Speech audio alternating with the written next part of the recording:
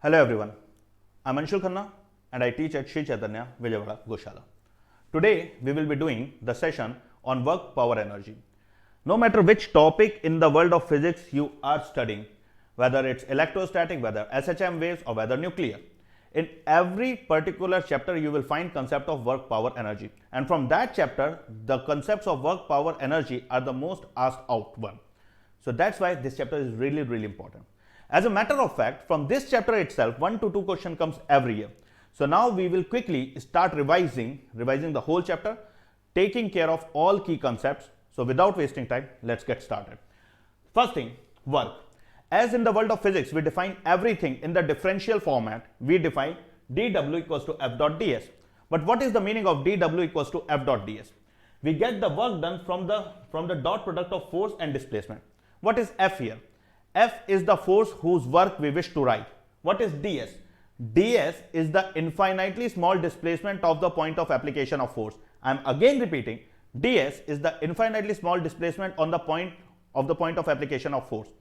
There are some cases in work power energy where a force acts, the whole body displaces, but the point of application of force do not displace. Since the point of application of force do not displace, the work done by force in that case comes out to be 0. So here it is important to remember that ds is the infinitely small displacement of the point of application of force. If we integrated both the sides, we get the overall work done equals to integral F dot ds. Only for a constant force. If the force is constant, you can bring force out of the integration. So you can write work done equals to force dot integral ds, and integral ds gives you the overall displacement. So we can write work done as force dot displacement only for a constant force. Which definition of work is always true? Work equals to integral F dot ds. This is always true. Work done equals to force dot displacement works only when the force is constant. It doesn't work always. So now let's take a simple example, and we will do many examples in this chapter to understand it better. So first example, under the influence of a constant force 2i cap plus 3j cap plus 4k cap, a particle goes from initial position 0, 1, 2 to a final position 3, 4, minus 5. Find the work done. So now since it's a case of constant force, we can directly use the work done as force dot displacement. So now here work done can be written as force dot displacement. I need to find force and I need to find displacement. Force will be equal to 2i cap plus 3j cap plus 4k cap. Now what is the displacement? Now here you can see the x coordinate changes from 0 to 3. So as to find displacement, to final minus initial. So the displacement in x direction is plus 3. You will write it as 3i cap. The displacement in y direction, initial y coordinate is 1, final is 4. So the y coordinate changes from 1 to 4. So the change will be 4 minus 1, final minus initial. So the change in y coordinate is plus 3. So the displacement in y direction will be plus 3j cap. Now what will be the displacement in z? Initial z coordinate 2, final minus 5. So initial is 2, final is minus 5. So the displacement is z coordinate is final minus initial, minus 5 minus 2, that is minus 7. So you get minus 7k cap. Now to find the work done, you have to take the dot product of force and displacement. Remember here, work as well as energy are scalar quantity. Work as well as energy are scalar quantity. How do you know? Work comes from dot product of two vectors. The output of dot product is a scalar. The output of cross product is a vector. Since we are getting work from dot product, it has to be a scalar quantity. Now the beauty of scalar quantity is that it can have positive sign, it can have negative sign, but it do not have any direction attached to it. And taking dot product is one of the easiest mathematical operation ever made. So if you take dot product of force and displacement, simply multiply the coefficient of I cap with I cap, j cap with j cap, k cap with k cap.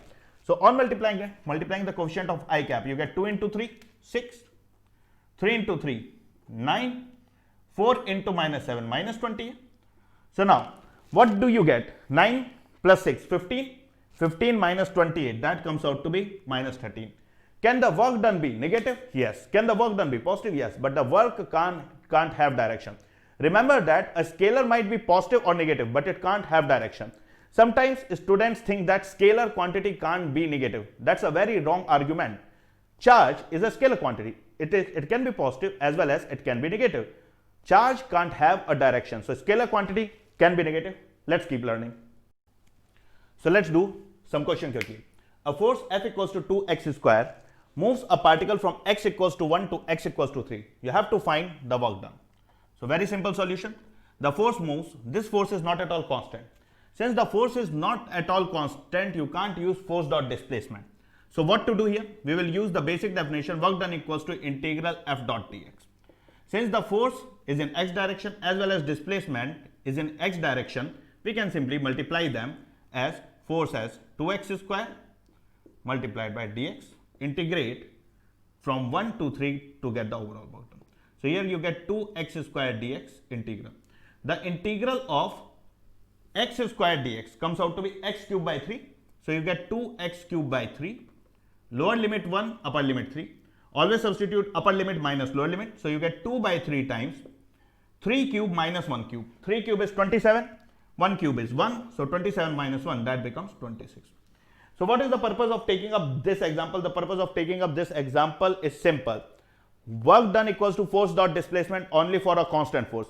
For a variable force which changes with the position or which changes with time, you have to integrate. Next example, a block is there and a force of 50 Newton acts on it at an angle of 30 degree with the horizontal. If the block displaces by 5 meter, what is the work done by this force? So again, this force is a constant force. We can write the work done as simply force dot displacement. The force is 50, displacement is 5, but there is some angle between the force and displacement. How much angle? 30 degree. So as to get the work done, you will write the magnitude of force into magnitude of displacement into cos of the angle between them. And you know that cos 30 is root 3 by 2. So here you get 50 into 5 into root 3 by 2. You can cancel out and get a 25 here. 25 into 5 is 125. So answer comes out to be 125 root 3. Next question. Find the work done by normal of the plank in time t. There is a block of mass m placed on a plank. The plank accelerates upward with an acceleration a.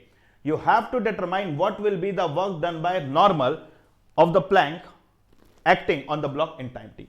So since the block accelerates upward with an acceleration a, the normal reaction acting here won't be mg. No. It will be m times g plus a. And in a time t, since the plank starts from rest with an acceleration a, what will be the displacement in time t? The displacement in time t will be equals to half a t square.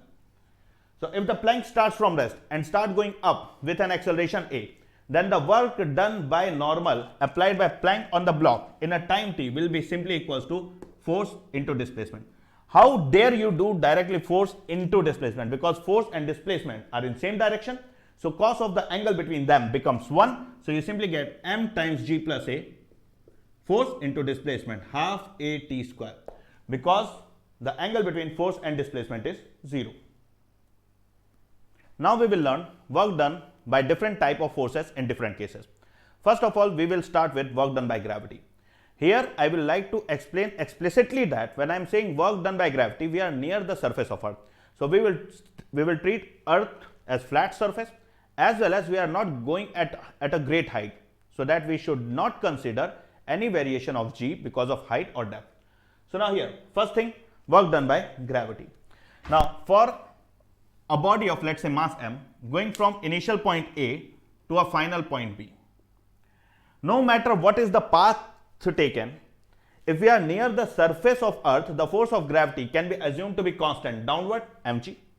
Irrespective of the path taken by the block to go from point A to point B, I can write work done for any constant force to be force dot displacement. And displacement do not depend upon the path taken. So it doesn't matter where that the body went from A to B, in this direction or this path or straight path or this curved path. The displacement in all paths will be same, equals to s. When you write down work done for any constant force, you will write force dot displacement. Force is downward mg, this is the displacement, let's say s. So you will write the magnitude of work done as magnitude of force into magnitude of displacement into cos of the angle between them. Now here you can write this s cos theta as the vertical height descended. So the work done by gravity can be simply written as mgh. If the block comes down by height h, no matter what is the horizontal displacement, if the vertical displacement is downward h, then the work done by gravity will be plus mgh. If the vertical displacement is upward h, then the work done by gravity will be minus mgh.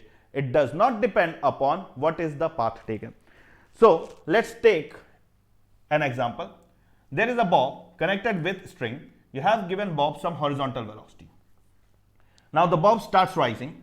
At some intermediate position, it is at height h above the reference line. From A to B, what is the work done by gravity on the bob given that the bob has gone up a height h?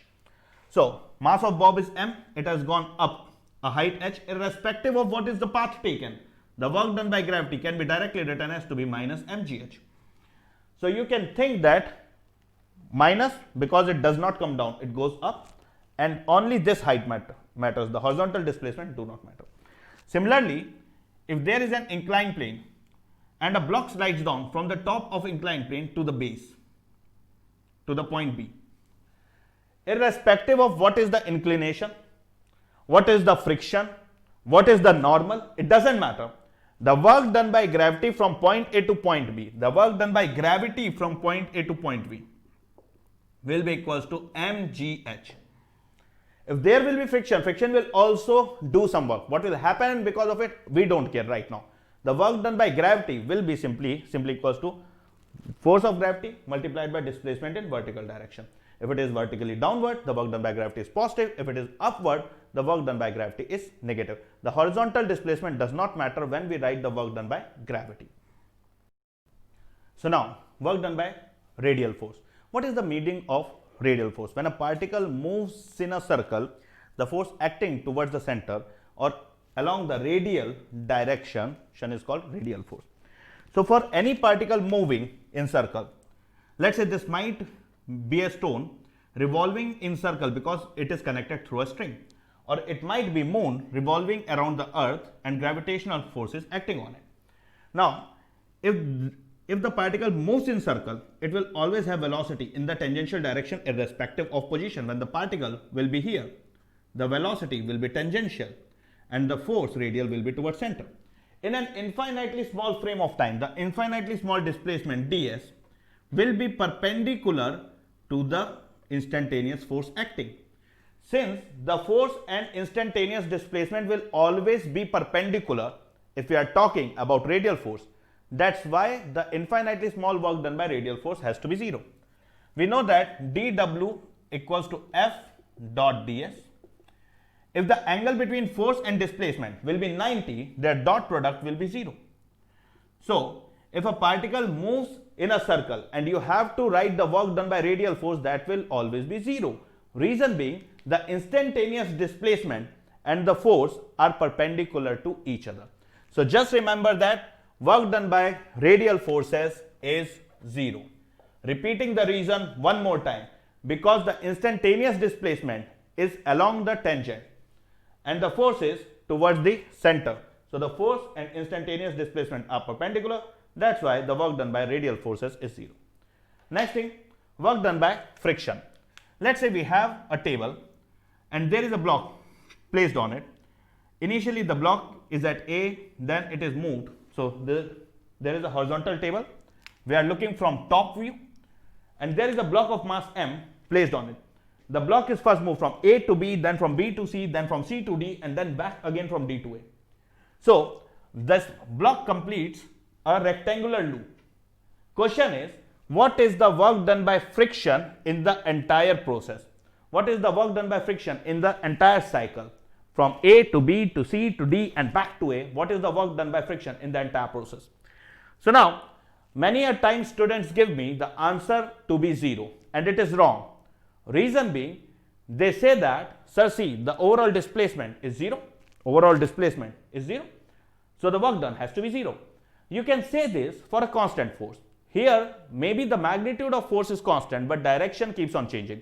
Force is a vector quantity. Since the direction keeps on changing, that's why you can't treat it like a constant force. That's why we can't say that the work done has to be 0. So what to do? Take it step by step. When the block goes from A to B, when the block goes from A to B, the force acts in direction opposite to displacement because it's friction force. So the friction force will be this way, mu mg, and the displacement is upwards. How much? This length is b. So going from A to B, you will write the work done in going from A to B as minus mu mgb. Similarly, when the block goes from B to C, the direction of force will be towards B and the displacement is towards C.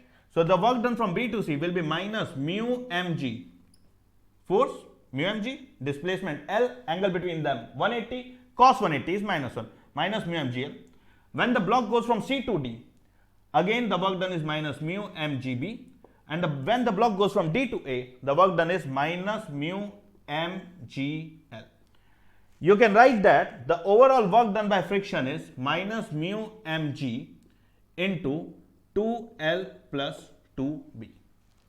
Notice that I have written here the overall work done by friction as minus into the friction force into the perimeter. Perimeter of this rectangle is 2L plus 2B.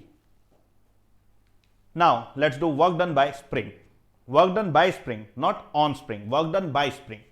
So now let's say we have a spring of spring constant K, and we are applying some force and elongating the spring. Let's say initial elongation in the spring is x1 and the final elongation is x2. The force by spring depends upon the elongation in spring. As the elongation in the spring increases, the force applied by the spring increases. So let's say at some instant of time, the elongation in the spring is x and some person applies an external force F. If the system is in equilibrium, then this external force has to be equal to force by spring. The force by spring when the elongation in the spring is x will be kx. Now, if the elongation in the spring increases by an infinitely small amount dx from here, the infinitely small work done by spring force will be force dot displacement. Now notice that if the elongation increases by dx, the spring force is not at all outward, it is inward. So the spring force is kx towards the spring, the dx is the displacement outwards. So what will be the infinitely small work done? That will be force kx dot displacement dx, but there is an angle of 180 between the force and displacement. So when we write dw magnitude, we will write the magnitude of force kx into magnitude of displacement dx, and there is a minus. From where does this minus come? This is cos 180. Cos 180 is minus 1. So magnitude of force, magnitude of displacement multiplied by cos of 180, that is minus 1. Now integrating both the sides, we can get the overall work done. Integral of dw gives you w. On the right hand side, integrate from initial elongation x1 to final elongation x2. Integration of x dx is very simple. Integration of x dx is simply x square by 2. Substitute the lower limit x1, upper limit x2. So you get that the work done by spring equals to minus k by 2 into final elongation square minus initial elongation square. I teach it to students as, remember it as, the work done by spring, not by external agent on spring, work done by spring equals to minus times spring constant by 2 into final deformation square minus initial deformation square. No matter I have computed it for elongation, the same thing works even for compression. Remember one thing, if the final deformation is more than initial deformation, if the final deformation can be both elongation as well as compression. If the final deformation is more than initial deformation, this quantity right here will be positive. So the work done will be negative. If the final deformation is more than initial deformation, this quantity right here will be positive. So the overall work done will be negative. So remember first line, if the deformation in spring increases, if you are elongating it or further compressing it, if the deformation in the spring increases, the work done by spring is negative. If the deformation in the spring decreases, it means that, let's say initially spring is more elongated and now you are decreasing the elongation, or initially the spring is too much compressed and now you are decreasing the compression. So if the deformation in the spring decreases, then this final deformation is less than initial. So this quantity becomes negative and negative into negative becomes positive. So whenever the deformation in the spring increases, the work done by spring is negative. Whenever the deformation in the spring decreases, the work done by spring is positive. Okay, so next heading, work done by normal. Let's say there are two blocks of mass capital M, small m, placed on a frictionless surface, and somebody applies a force F. Now, because of the force F, both the blocks will start sliding. When the blocks have moved combinedly by a distance d, what is the work done by normal of capital M on small m? So quite easy. Since the system accelerates together, let's write the solution. The common acceleration of the system will be equal to the force acting on system F upon the overall mass of system M plus n. Now, the normal force applied by capital M on small m is the force which is accelerating the small m. Now, if the small m accelerates with an acceleration a, the force applied by capital M on small m, which is the normal reaction, will be equal to mass into acceleration.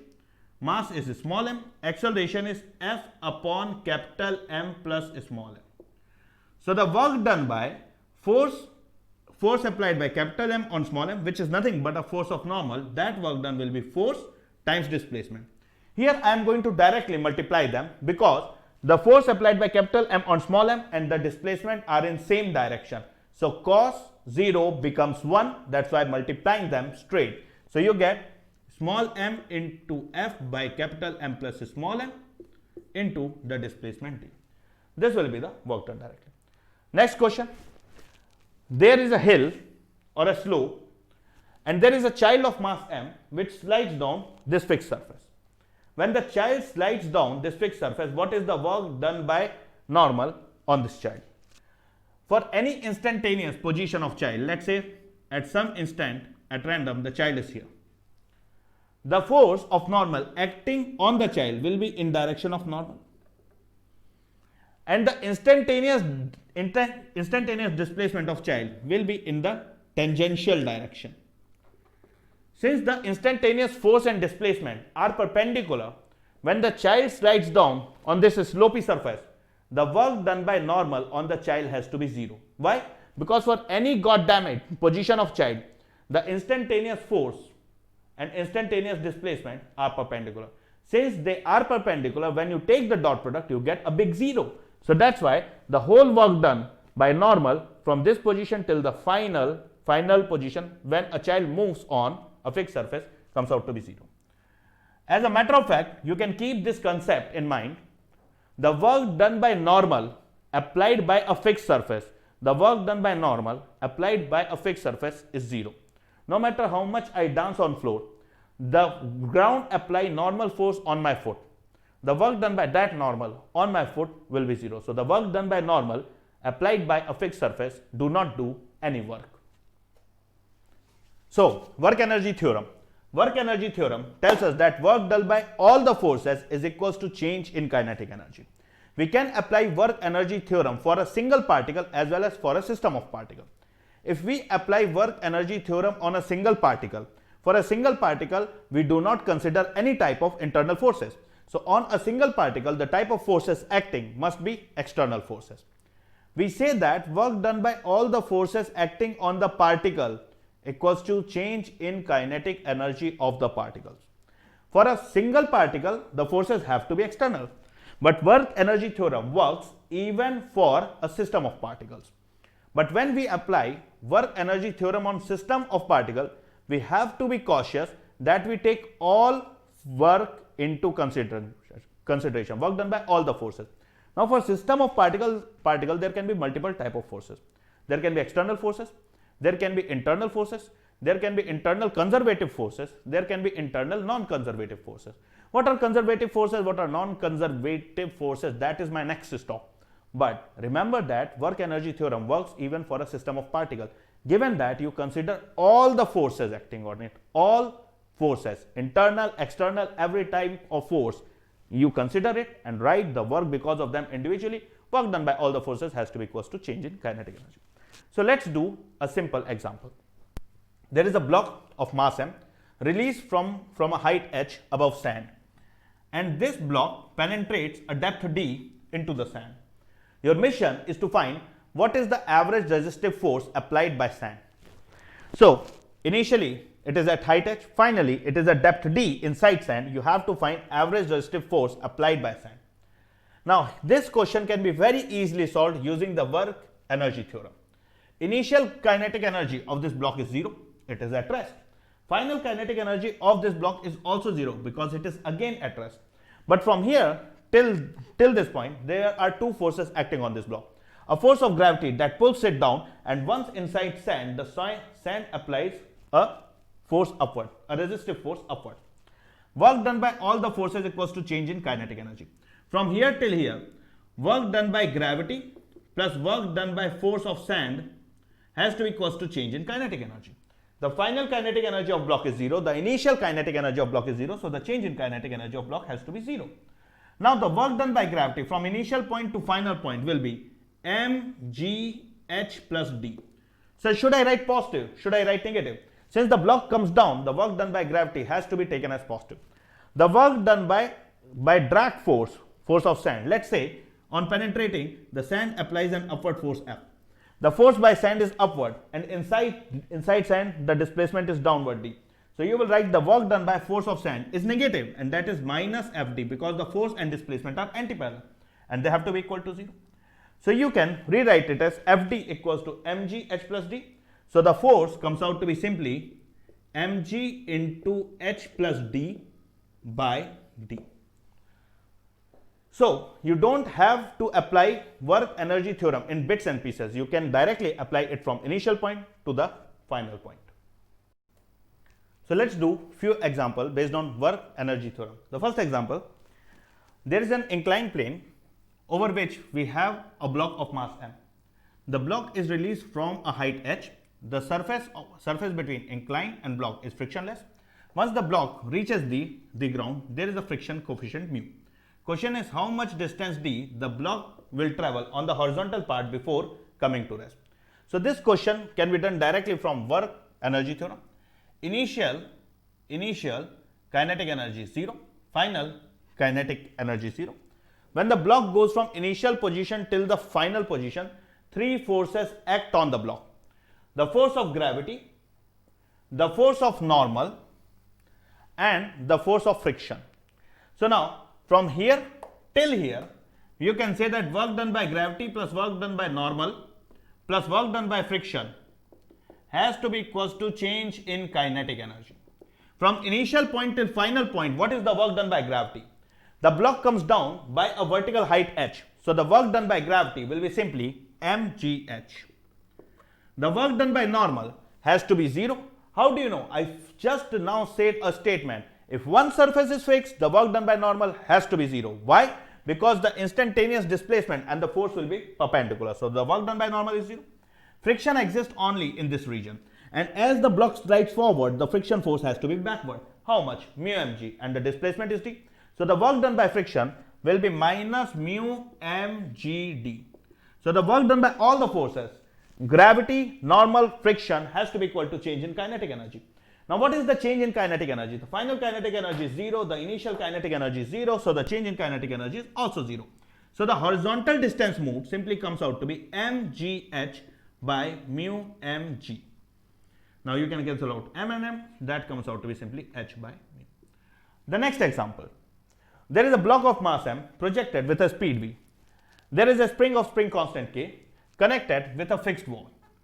There is no friction present between the block and the ground. Question is, what will be the maximum compression in spring? So while this motion happens, till the time of maximum compression, which will be the forces acting on the block? So there will be three forces acting on the block: the force of gravity, the force of normal, there is no friction, so no friction force. But once the block comes into contact with the spring will start applying spring force. So now from here till the time of maximum compression, three forces act: gravity, normal, spring. You will say that work done by gravity plus work done by normal plus work done by spring has to be equals to change in kinetic energy. Think of the very final state when the compression in the spring will be maximum. When the compression in the spring will be maximum, what will be the velocity of the block? So when the compression in spring is maximum, the velocity of the block has to be 0. Initial kinetic energy is half mv square. Final kinetic energy is 0. Write down work done by all the forces equals to change in kinetic energy. Work done by gravity. Since the block do not move in vertical direction, it moves only horizontally. Work done by gravity is 0.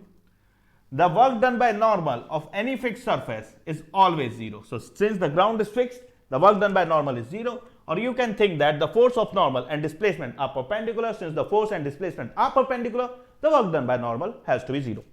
So now we are left with spring. Let's say the deformation in this spring is x. You can say that the work done by spring is minus k by 2 into final deformation square minus initial deformation square. And this has to be equal to change in kinetic energy. Final kinetic energy is 0 minus initial kinetic energy half mv square.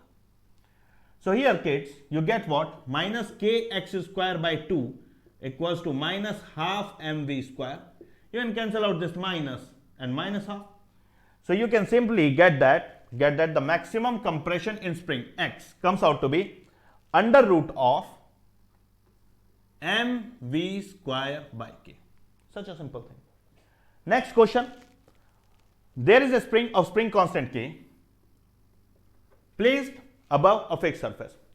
You drop a block of mass m from a height h. All I am asking here is, how will you write the equation to find the maximum compression in spring? How will you write the equation to find the maximum compression in spring? Let's say the maximum compression in this spring comes out to be equal to x. The maximum compression in spring comes out to be equal to x. Now how will you write this equation to find out maximum compression? Very simple. You will say at the time of maximum compression, speed of the block will be 0. At maximum height, the speed of the block is 0. Now when the block falls from height h and compresses the spring by a length x, the change in kinetic energy from initial to final is 0. So work done by all the forces, which is equals to change in kinetic energy, has to be 0. Now from initial to final, which forces act on the block? There is a force of gravity pulling it down. And once the block comes in contact with spring, the spring starts applying spring force. You can say work done by gravity plus work done by spring equals to change in kinetic energy. What will be the work done by gravity from initial to final? The block has descended at overall height of h plus x. So the work done by gravity is mgh plus x. What will be the work done by spring? The spring gets compressed by a length x. Work done by spring will be minus half kx square. So how do you know that you have to write minus? Beta, work done by spring is minus k by 2 into final deformation square minus initial deformation square. Initial deformation is 0, final is x. So minus k by 2 into x square minus 0 square. So work done by gravity plus work done by spring has to be equals to change in kinetic energy, and the change in kinetic energy is 0 because the initial kinetic energy is 0 as well as final kinetic energy is 0. Now solving this quadratic in x, you can find out the maximum compression. I am not at all telling you how to solve a quadratic. I am telling you how to find the maximum compression in this spring. This is the equation that has to be used. So there are conservative forces and there are non-conservative forces. Conservative forces are the work done by which in a closed loop is 0. There is one more definition of conservative forces. Conservative forces are the work done by which is path independent. So there are conservative forces, there are non-conservative forces. The work done by non-conservative force in a closed loop is non-zero. As you might remember, I have taken an example of friction. When you move a block over a horizontal surface, the work done by friction in a closed loop did not came out to be 0. Friction is an example of non-conservative force. So once again, there are two types of forces: conservative force, non-conservative force. Conservative forces are the work done by which in a closed loop is 0. Non-conservative forces are the work done by which in a closed loop is non-zero. Conservative forces, the work done by conservative forces is path independent. The work done by non-conservative force depends upon path. So let's take a simple example. Let's say a particle goes from point A to point B and then from point B to point C under the influence of a conservative force. Since the work done by conservative force is path independent, no matter how the particle goes from point A to point B, the work done has to be same. So let's say the work done in taking from A to B independent of path is 30 joule. The work done in taking from B to C independent of path is minus 10 joule. Question is, what will be the work done in taking particle from A to C, and what will be the work done in taking particle from C to A, given that the force is conservative. So since the work done is path independent, whether you go from A to C via B or whether you go directly from A to C, the work done has to be same. So if you go from A to C via B, the total work done is plus 30 minus 10, that is 20 joule. So if you directly go from A to C, then too the work done has to be 20 joule. They might ask reverse question. What will be the work done in taking particle from C to A? If you bring the particle from C to A, the work done by conservative force in a closed loop is 0. So 30 minus 10 plus the work done in taking from C to A has to be 0. Let's say the work done in taking from C to A is W. So you can write 30 plus minus 10 plus W equals to 0. So the work done in taking particle from C to A has to be equals to minus 20. If I ask students what is potential energy, they always tell me the energy possessed by body by the virtue of its position. That is a very absurd and I will say incorrect definition. Always remember, the change in potential energy is defined as minus times the work done by conservative force. If the work done by conservative force is positive, then the potential energy of the system decreases. If the work done by conservative force is negative, then the potential energy of system increases. Change in potential energy is minus times the work done by conservative force. Let's take an example. You have learned, and I know for sure that you know this. If a block of mass m comes down by height h, you say that there is a loss of potential energy, and the loss of potential energy is mgh. Understand that when the block comes down by height h, the work done by gravity is plus mgh. The work done by gravity is positive when the block comes down. We say that when the work done by gravity is positive, the change in potential energy is negative, the potential energy decreases. On the other hand, when the block goes up, the force of gravity is downward, displacement is upward, so the work done by gravity is negative. When the work done by gravity is negative, which is a conservative force, we say that the change in potential energy is positive, potential energy has increased. Remember, change in potential energy is minus times the work done by conservative force. When the block comes down, the work done by gravity is positive, the change in potential energy is negative.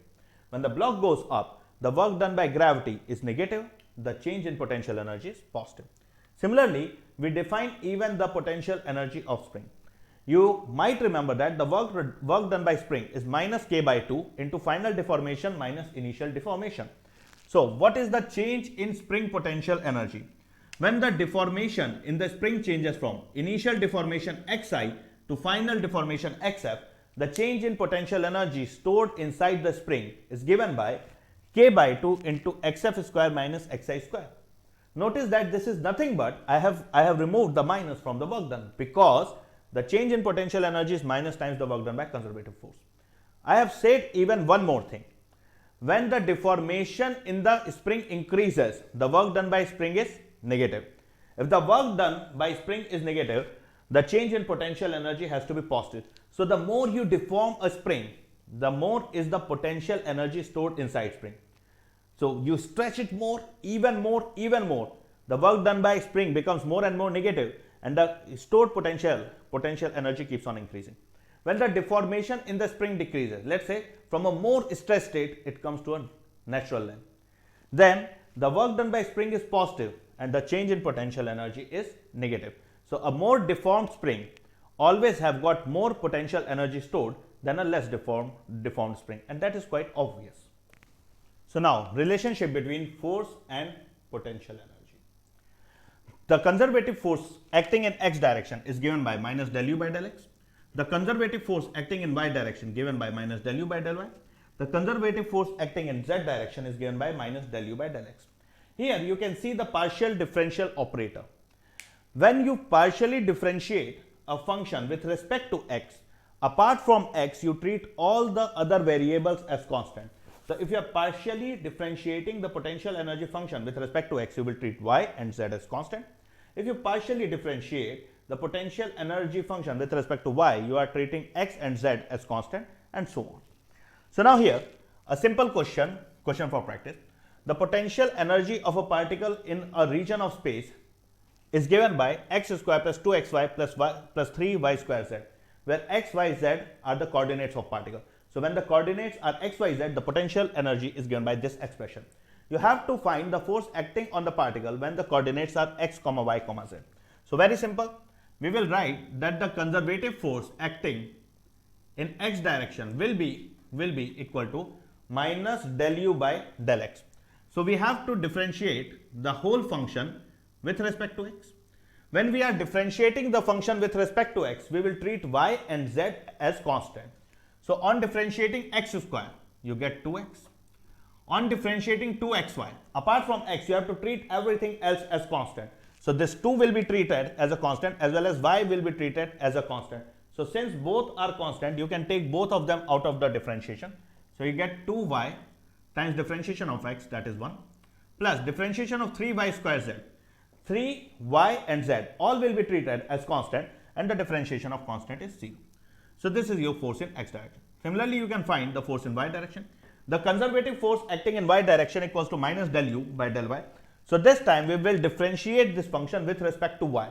And when we differentiate with respect to y, partially differentiate with respect to y, we will treat x and z as constant. So when I differentiate this function, this function do not contain y. It is purely x square. Since it is only x square and it do not contain y, it will be treated like a constant and its differentiation will be 0. For the second term, y will be treated like variable while 2x will be treated as constant. So plus 2x. In this third term, y will be treated like variable while 3 and z will be treated like constant. So you can take the 3z outside and differentiation of y square is 2y. Similarly, the force in z direction will be given by minus del u by del z. So you have to partially differentiate this function with respect to z. Apart from z, you will treat all the other variables as constant. So you will treat x as constant, y as constant. So since the first term do not contain z at all, the whole x square has to be treated as constant and the differentiation of constant is 0. This term 2xy, it doesn't contain z. So 2 is constant, x is constant, y is constant. Since all three are constant, their differentiation has to be 0. We are partially differentiating with respect to z. So only z will be treated like a variable. In the last one, 3y square z, 3 will be treated like constant, y square will be treated like constant, and the differentiation of z square, z becomes 1. So you get this. So you can write the overall force equals to force in x direction, that is minus 2x plus 2y I cap. Force in y direction minus 2x plus 3 into 2 becomes 6 yz j cap minus 0 0 becomes 0 3y square k cap. So this is your overall force. So let's talk about type of equilibrium. There are three types of equilibrium: stable, unstable, neutral. What are the meaning of these three types of equilibrium: stable, unstable, neutral? A particle is said to be in stable equilibrium if when displaced from the equilibrium position, it tries to re-attain the original equilibrium position. Such an equilibrium position is called stable equilibrium position. For example, you think of a bowl, any hemispherical surface, and let's say within the hemispherical surface, at the lowest point rests a sphere. This sphere is right now in equilibrium, yes, but if you displace this sphere in any direction and release it, if I move it little bit towards right and release it, on being released, it tries to re-attain the original equilibrium position, it tries to come back. When on being displaced from equilibrium position, the particle tries to re-attain the original equilibrium position, such an equilibrium position is called stable equilibrium. Then what is unstable equilibrium? When displaced from the equilibrium position, if the particle do not try to re-attain the original equilibrium position and keeps on moving away from original equilibrium position, that is called unstable equilibrium. For example, let's say we have a bowl upside down. We have got a hemispherical shape this way. Okay. And on the top of hemisphere, I somehow manage to balance a sphere at top with too much of accuracy and precision, have managed to keep it here. Now I can keep it in equilibrium at the topmost point. It will be difficult to do, but can be done. Now, if from the equilibrium position this particle is displaced little bit and released, will it try to come back to the original equilibrium position, or will it try to keep on moving away? Since it tries to keep on moving away from the original equilibrium position when displaced by a little bit from the equilibrium position, this type of equilibrium is called unstable equilibrium. So when the particle tries to re-attain the original equilibrium position, that is called stable equilibrium. When displaced from equilibrium, if the particle keeps on moving away from the original equilibrium position, that is called unstable equilibrium. And then there is a third type of equilibrium called neutral equilibrium. When the particle displaced from the original equilibrium position, do not try to re-attain the original equilibrium position, as well as do not try to move away from the original equilibrium position. Such an equilibrium is called neutral equilibrium. So for example, let's say we have got this horizontal surface and there is a particle placed here. Somebody came and displaced it by a little bit horizontally, moved it from here to there. After motion, it doesn't try to come back, it doesn't try to move away. This is called neutral equilibrium. Now, this is the standard question that get asked. Here we have got potential energy versus the position graph of a particle. You have to identify where is the force 0. Now, we know that the relationship between force and potential is F equals to minus del U by del X. Which force? The conservative force. So the conservative force acting in X direction is given by minus del U by del X. Now see, del U by del X gives you the slope of UX graph. Del U by del X gives you the slope of UX graph. Where the slope is negative, del U by del X is negative. It means that the force is positive. Where the slope is 0, at point 3, slope is 0. Where the slope is 0, del U by del X is 0. If del U by del X is 0, it means that the force is 0. Between 3 and 4, the slope is positive. So del U by del X is positive. If del U by del X is positive, it means that the force is negative. Between 4 and 5, again slope is positive. Del U by del X is positive, force is negative. Between 5 and 6, slope is negative. Del U by del X is negative, force is positive. Between 6 and 7, del U by del X, slope is negative. So the force is positive. Between 7 and 8, the slope is positive. Slope is positive. So the force comes out to be negative. So now here, they can ask at point 2, what is the direction of force on the particle? So at point 2, as you can see, the slope is negative, the force is positive. At point 3, what is the direction of force? So you will say at point 3, the slope is 0. So the particle has to be in equilibrium. There will be no force. Now they might ask at point 3, at point 5 and at point 7. Since the slope is 0, point 3, 5 and 7, 3, 5 and 7 are position of 0 force. And if these are position of 0 force, it means that point 3, 5 and 7 are position of equilibrium. They might ask which is stable equilibrium, which is unstable equilibrium. So many a times I have met these students who say that, sir, see, at 3 the shape is like this, stable. At 5 the shape is like second one, unstable. At 7 the shape is like this, stable. Luck by chance, these are right answers. But that is not at all the explanation. So what is the explanation? Let's see. Before 3, if I displace particle from the equilibrium position at 3 a little bit to right, a little bit greater than 3, a little bit to right.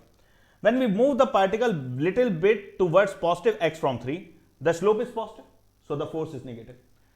If when displaced from equilibrium position little bit to right, if the force comes out to be left, it means that the force is again towards the equilibrium position. This type of equilibrium has to be stable. So remember that 3 is stable. If we look at 5 and we have got particle at 5 the particle is at equilibrium. But if we displace it little bit towards right from 5, a little bit ahead, if we move it little bit ahead, we can see that little bit ahead the slope of the graph is negative. If the slope of the graph is negative, the force has to be positive. So you have the particle at x equals to 5, the net force is 0. You move it little bit ahead of 5, the force comes out to be in positive direction. So when you moved a little bit to right from the equilibrium, the force came out to be towards right. It means that it is not trying to come back, it is trying to move away. So 5 is the position of unstable equilibrium. 5 is the position of unstable equilibrium. One more time explaining 5. See kids, at 5, net force is 0. You move the particle little bit to right of 5, at this point. The slope of the graph is negative, so the force comes out to be positive. So you shift it from 5 little bit to right, the force comes out to be towards right, so the force won't take it back to the original equilibrium position, it will take it away. That's why 5 is the position of unstable equilibrium. Similarly, I can justify that 7 is the position of stable equilibrium. But there is one more justification. The universe craves for stability, and stability is always attained at lower energy level. Here you can see 0.3 is the minima of potential energy, 0.5 is the maxima of potential energy, 0.7 is the minima of potential energy. The minima states are definitely stable states. The universe craves for stability, and stability is always attained at lower energy level. Let's talk about mechanical energy.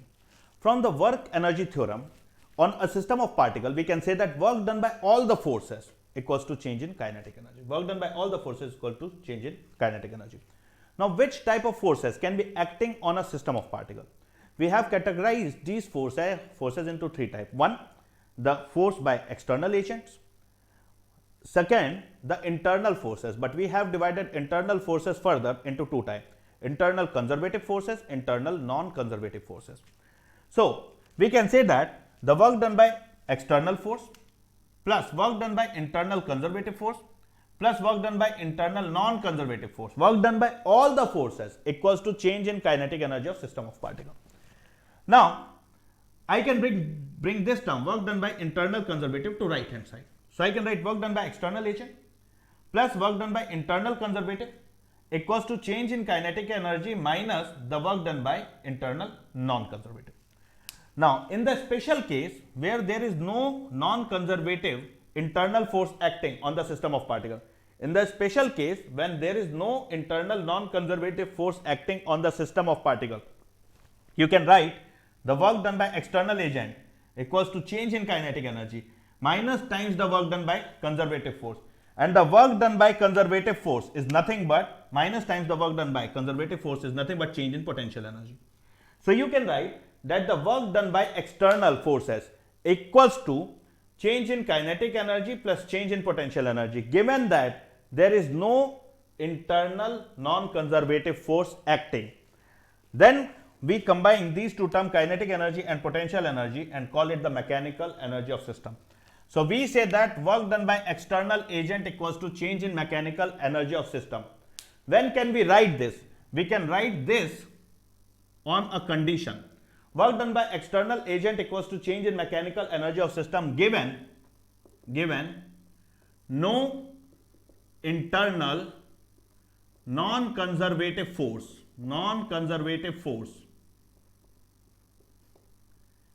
is present.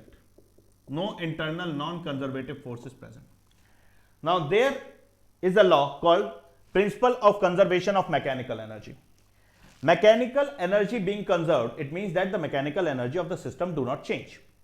When can you apply mechanical energy conservation? So understand here, mechanical energy conservation. You can say that for a system of particle, mechanical energy is conserved only when these 2 conditions are satisfied. First, the work done by external agents on the system of particle is 0. Second, when there is no internal non-conservative force, when the work done by internal non-conservative force is 0. So when no internal non-conservative force is acting on system of particle as well as no external force is acting on system of particle, then only you can do mechanical energy conservation. So this gets asked, when can you apply work energy theorem. Work energy theorem can be applied always, given that you are considering work done by all the forces. When can you apply mechanical energy conservation? We can apply mechanical energy conservation only when the work done by external forces is zero, as well as the internal forces are only conservative in nature. There should not be any non-conservative force involved. Next thing, this gets asked many a time. Work done by external forces on a system of particle is equals to change in kinetic energy, potential energy, mechanical energy, none. The answer most appropriate will be none, because they haven't mentioned which type of internal forces are there. But if they say that the work done by external forces on a system of particle where no non-conservative force is present, means all the forces within the system of particle are conservative, then the work done by external force on a system of particle where there are only conservative forces present is equal to change in mechanical energy. So a theory question: can internal forces do work on a system of particle, or do the work done by internal forces always zero? So let's take an example. Let's say in space you have got two charges, one positive and one negative. You release them. What will happen? They will get attracted. As they get attracted, they get closer and closer. The first one applies some force on second one, the second one applies some force on first one. But if we consider this positive and negative charge as system, the force applied by positive on negative and the force applied by negative on positive becomes internal forces. Now these internal forces can do work. Yes, the force by negative on positive will be towards right and it will also displace towards right. So the work done will be positive. The force applied by positive on negative will be towards left and it will also displace towards left. So the work done by positive on negative is also positive. So the sign of the work done on both the particle when they come close is positive. Work is a scalar quantity. It does not happen that it cancels out because they are moving in opposite direction. So the net work done by the internal forces when these two particles come close is positive. So yes, internal forces can do work. What internal forces can't do is that internal force can't change the momentum of system of particle, but internal forces can do work on system of particle. Next example, a particle of mass 2 kg has got its position changing with time as x equals to 3t square. Find the work done on particle from time equals to 1 till time equals to 3.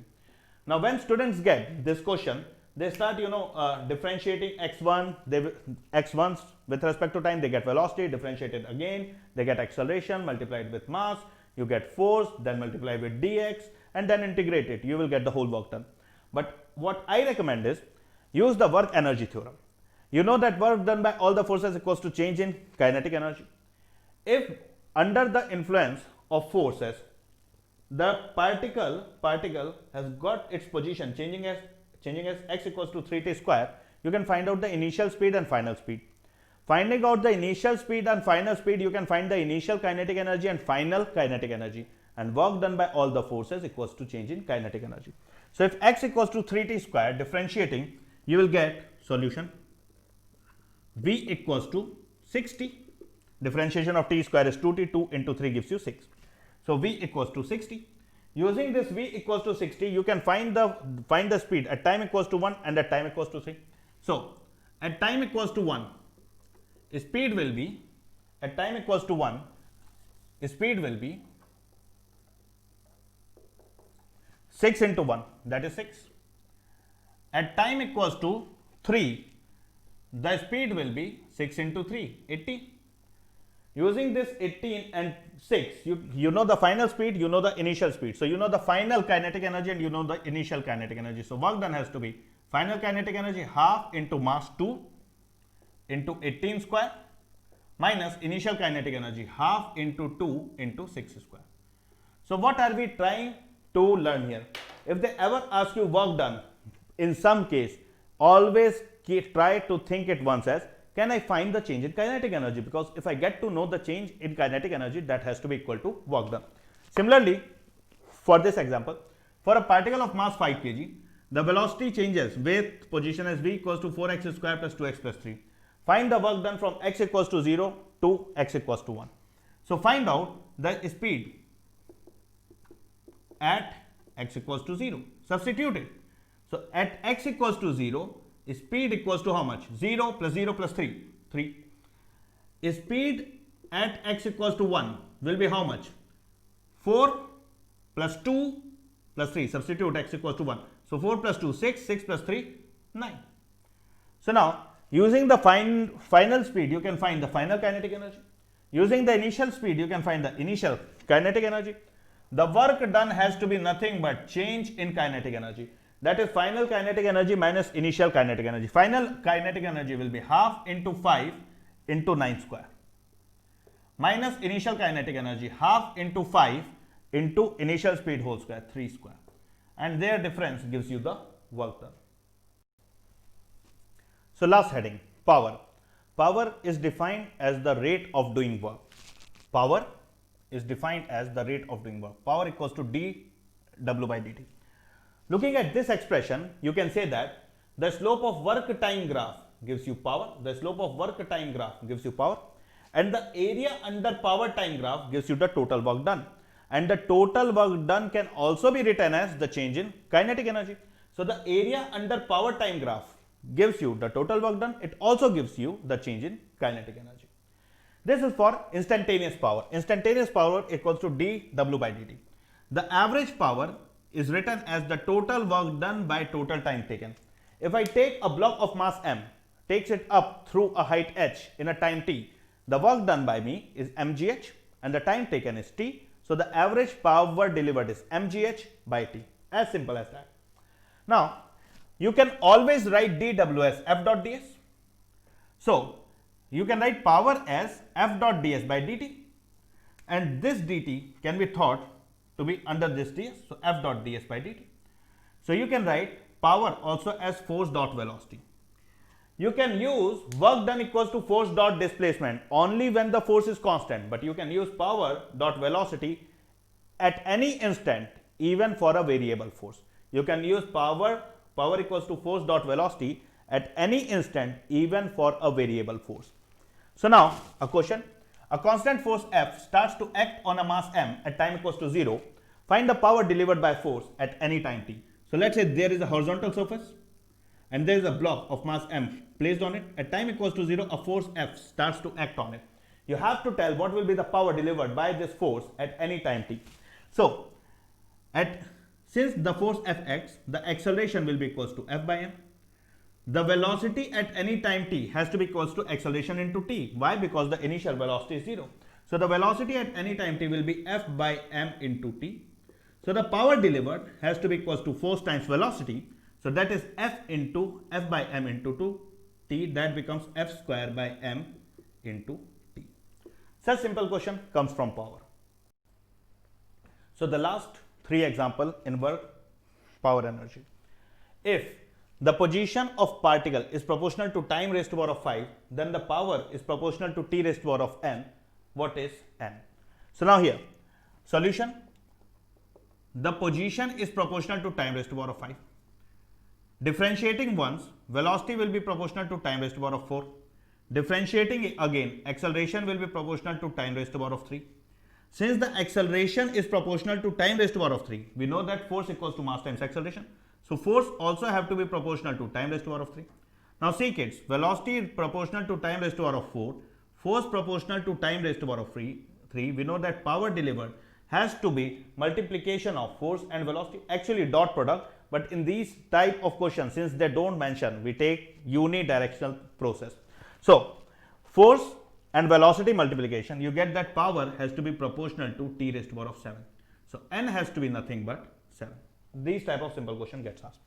Next standard question that gets asked from here. There is a motor taking out water from a reservoir of density rho and throwing it out a tube of cross sectional area A with a speed v. What is if the power required for this motor is proportional to the speed of outthrow, the speed of a flux raised to power of n, then what is n? So now here, let's say in an infinitely small frame of time, the length of fluid coming out will be v dt. The cross sectional area is A. So the infinitely small volume of fluid coming out infinitely small volume of fluid coming out will be AVDT, cross-sectional area into the length of fluid coming out. So the infinitely small mass of fluid coming out has to be equals to density times the infinitely small volume that came out. So the infinitely small mass of water that came out equals to density of fluid multiplied by the infinitely small volume that came out. In this infinitely small frame of time dt, the infinitely small change in momentum has to be equals to, inside the time, water has got 0 velocity, coming outside it has got velocity v. So the infinitely small change in momentum equals to the infinitely small mass coming out multiplied by change in its velocity v. So you can write the infinitely small change in momentum as rho a v dt multiplied by v. dp by dt is the force, so you get force equals to rho a v square. Beta, if the force is rho a v square and the speed with which the water comes out is v, then the power delivered has to be equals to rho a v square into v, that is rho a v cube. So the power required for motor is proportional to v cube. So power proportional to v cube. So if you want the water to come out at double the speed, the power consumption will be 8 times. The same question gets asked many a time for wind turbine. If we have a wind turbine and someday the air striking it moves with speed v, if the power created is p, then on some other day when the air moves with speed 2v, what will be the power created? The power created will be 8p. For the same logic, the power is proportional to v cube. The last question here, a particle of mass m is projected with speed v at an angle theta with the horizontal. What is the power delivered by the force of gravity at any time t? So it's very easy question. It's actually an easy question. Take this direction as x, take this direction as x, and this direction as y. You will say we can write the force of gravity, solution, we can write the force of gravity as minus mg j cap. We can write the force of gravity as minus mg j cap because it's in downward direction. And the velocity of the particle at any time t can be written, horizontal velocity remains constant, so v cos theta I cap. And the vertical velocity at any time t can be written as v sin theta minus gt j cap. Okay, so horizontal velocity is v cos theta constant. Since in vertical direction initial velocity is v sin theta, acceleration is g down, the vertical velocity at any time t will be v sin theta minus gt. So the net velocity becomes v cos theta I cap plus v sin theta minus gt j cap. So what will be the power delivered? Power delivered has to be equals to force dot velocity. When you take the dot product, the force does not have any I cap. So j dot j, you get simply minus mg v sin theta minus mg v sin theta plus mg square t minus mg v sin theta plus mg square t. This is the power delivered at any time t. If you wish to plot the power versus time graph, you can see that the slope is positive, the y-intercept is negative, and you will get a straight line graph. Okay, because p is a linear function of time. This mg square is the slope and minus mg v sin theta is the y-intercept. So now with this we have revised the topic of work, power, energy. The next topic that I will take up is circular motion. I know that you might be feeling betrayed that I haven't discussed vertical circular motion here. That I will discuss in the video of vertical circular motion. See you guys. Bye bye.